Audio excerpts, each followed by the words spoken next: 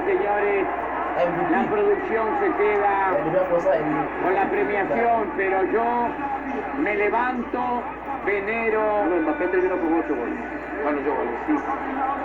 Venero a Messi. Terminó con hat-trick hoy. Yo creo que el mundo entero, por Messi, quería que Argentina saliera campeón. Me equivoco, Allen.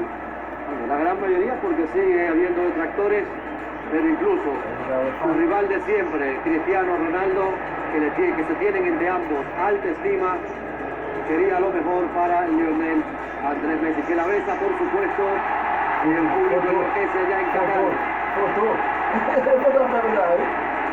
Bueno, se la merece. Definitivamente, si alguien merecía la Copa del Mundo, al margen de los méritos que han hecho todos los protagonistas, es este señor. Salúdanos, Leo. Sonríe.